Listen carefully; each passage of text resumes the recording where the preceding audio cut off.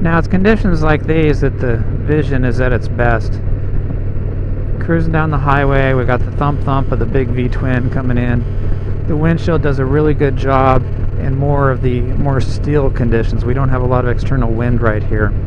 So good quiet cockpit, smooth. The suspension on this bike is really good. We've liked it everywhere we've been. There's been nothing that we haven't liked about it. We've played with the suspension setting a little bit. Right now we settled on 25 pounds of air in the rear shock, and pretty darn happy with that. You don't notice the suspension so much, which once again says it's doing its job very well, and it has. Doesn't transmit harshness to the rider. Just kind of rolls along down the highway nicely. Back roads, we've been on some pretty nasty back roads, bouncing around at speed. Control, no issue whatsoever. It's taken and absorbed the bumps really well in those conditions as well. So really happy with the suspension on the Vision. One area, actually the area that we like least on the new Vision, are the mirrors. You know, they sculpted them into the fairing. Put the cruise control on here. But they cut out this area here.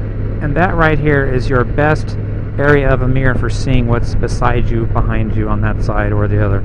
So we can see how that would have messed with the styling. It's an attractive that way. But the biggest thing is that the mirrors were positioned in a way that puts your line of sight for what's directly behind you right into the hand grip. With your hand on it, you can't see what's behind you, directly behind. Besides, yes. Take your hand off, got the grip there, you still can't see. Experienced riders who have sat on this bike without even riding it have said, hey, I can't see behind me, the grips are right in the mirror. You know that kind of thing if you've ridden much.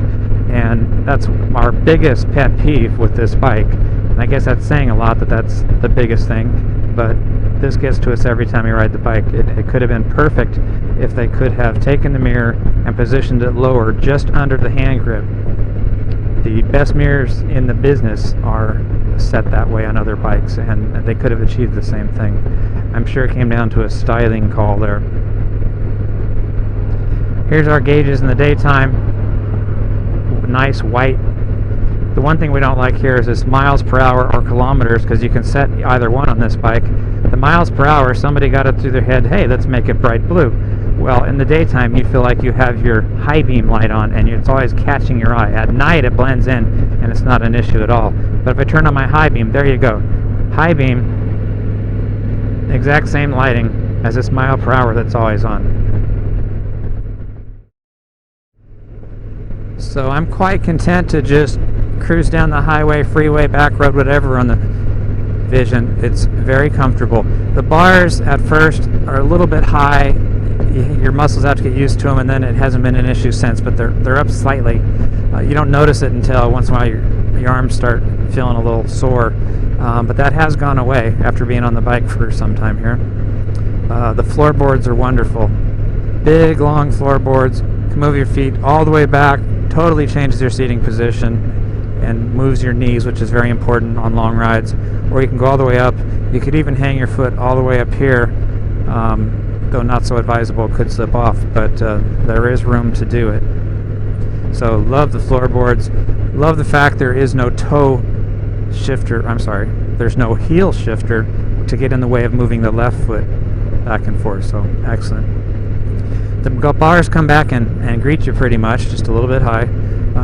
Very nice. Controls are very nice, feel natural. The brake lever and shift lever can be moved forward and back to be adjusted for the rider, shorter riders versus taller riders. A very nice feature as well.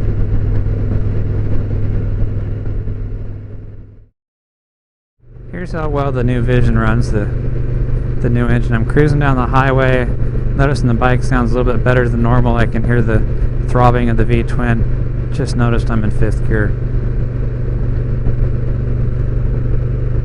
Cancel the cruise, go to 6th, resume. Quiets everything down. I was hearing a little bit too much of a throbbing, good sounding engine. Now the cruise control, which I'm running on right now, does a really good job of holding your speed. There's a little bit of you can feel it accelerate and decelerate a little bit. A little bit of that might be from the V-twin engine, but does a good job, holds the speed, you never have to worry about that. Just a little jerkiness. You can feel it more on a grade like I just went up.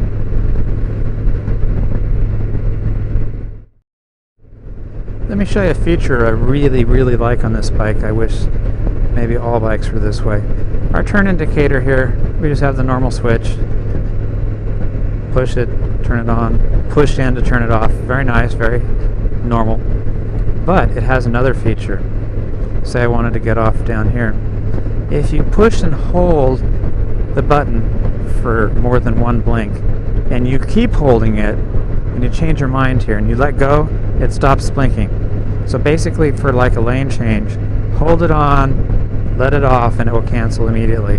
Versus tap it on, and then it's going to cancel either self-canceling, which this bike has, or it's going to finish its cycle, or you have to push the button to cancel it. So for like a nice quick signal, just hold it, let go, and the signaling stops. Very nice. Another thing, we've got a seat here with 4 inches of foam, and boy, when we got the bike in the beginning, we could feel the foam.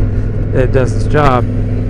It's not too soft, which you might imagine with 4 inches of foam, as they claim, but you can sit more straight up. You catch more wind off the top of the fairing that way, or the more natural is, you get the standard cruiser slump. Very natural, slump position, controls, everything comes to you. So, you know, long rides you need to move around. You need to stretch, you want to change your back, sit up straight.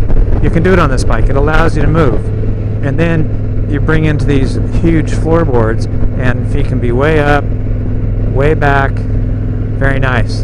Very nice indeed. Let's talk about stereos on a motorcycle for a while. I'm kind of remote, but I found a station here. I have it on mute. But to make a stereo work on a motorcycle, you have to be way overpowered, and that's just to get it to work, not even to sound good.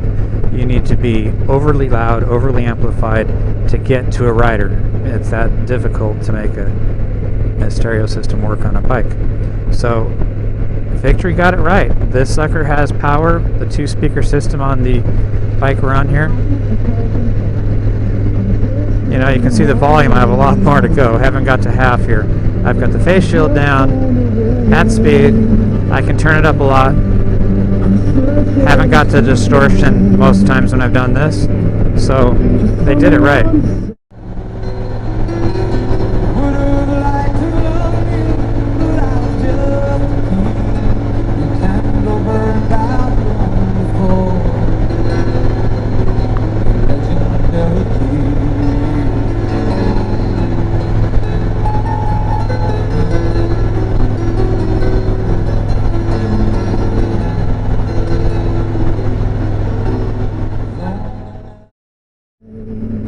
Go to mute.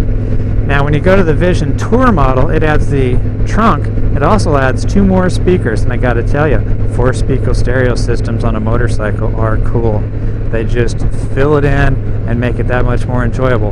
But this stereo system, it does its job, it sounds good, and we like it very much. The one thing you'll notice is the Vision does not have an external antenna anywhere for this radio. It's actually underneath the front panel here. Now what you get there is you get much nicer styling than having an external or tripping over it or hitting it or anything like that, or having to fold it down to cover the bike. But it doesn't work quite as well as a rod antenna. That's the trade-off. Accommodations while in the Northern California Fort Bragg area provided by the motorcycle-friendly Surf and Sand Lodge. Check them out. Accommodations while in the Northern California area provided by Holiday Inn Express, Fortuna, California. Gateway to the Redwoods, this hotel offers a step up in comfort for a very relaxing stay.